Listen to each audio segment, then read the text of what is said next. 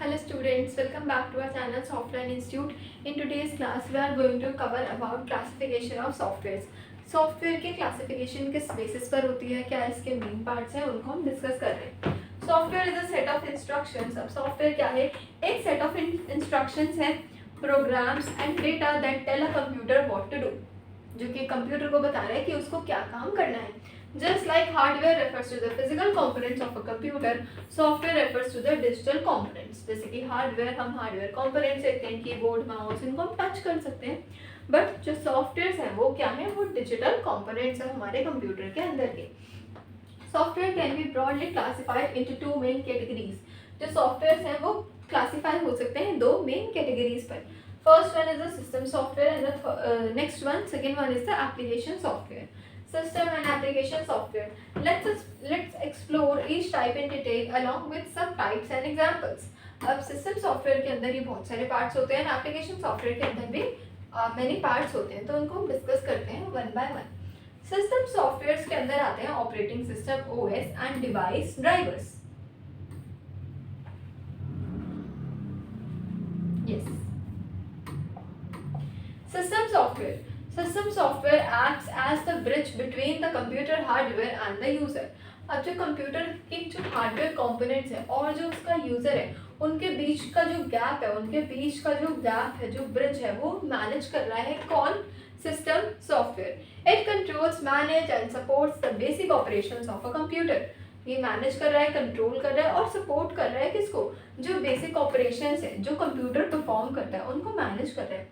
OS operating system, it is the most essential system software. ये सबसे ज्यादा क्या है? इम्पॉर्टेंट ऑपरेटिंग सिस्टम है जो कि मैनेज कर रहा है ऑल हार्डवेयर रिसोर्सेज को, प्रोवाइड कर रहा है यूजर के इंटरफेस को, provides user interface. For example Windows, Mac OS, Linux, Android and iOS. Functions, file management, memory management, task scheduling and user interface, इनको ही मैनेज करता है. Second one is the device driver. These programs allow the operating system to communicate with hardware device. Hardware device से क्या कर सके? Communicate कर सके.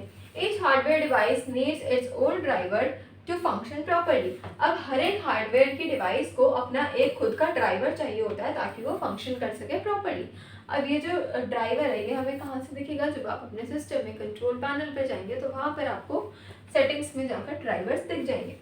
Examples: printer driver, graphics cards, and keyboard and mouse drivers. System software subtypes, utilities, and translators. Continuing our exploration of system software, we look at utility software and language translators. Utility software, it helps in maintenance and optimizations. Perform specific tasks like virus scanning, file compression, and disk cleaning. ये कुछ specifically ही task जो है उसको perform करता है, जैसे कि virus scanning हो गया, फाइल कंप्रेशन हो गया और डिस्क को क्लीन करने का वर्क हो गया. For example antivirus software, WinRAR, CCleaner and backup software. Language translators converts programming code into machine readable language. There are three main types: compiler, interpret and assembler. Compiler translates entire program, for example C++ and Java. ये जो languages है इनको compile करने में ये work करता है. तो कंपाइलर किसकी हेल्प से हो रहा है? लैंग्वेज ट्रांसलेटर से. Interpret translates line by line, for example Python and JavaScript, ये लाइन बाय लाइन में करते हैं. And assembler which converts assembly language to machine code. Okay, next आते हैं अब नेक्स्ट वाले अपने कंपोनेंट्स पर. Application software. एप्लीकेशन सॉफ्टवेयर की अगर हम बात करें so it includes our Microsoft Word, Excel, PowerPoint, Google Chrome, VLC media player and all. So Microsoft Word is word processing, Excel spreadsheets के लिए होता है, PowerPoint for presentations, Google Chrome, Firefox ये क्या है? वेब ब्राउजर्स हैं. And VLC media player क्या है? मीडिया प्लेबैक है. General purpose of application software. These are the most common types of software used for day-to-day tasks. Application software is designed to help user perform in specific tasks or solve problems. It operates above system software and provides a user-friendly interface. So ये हमारे application softwares होते हैं. Specialized application softwares which include AutoCAD, Tally, MTLAB, and Adobe Photoshop and hospital management system in healthcare.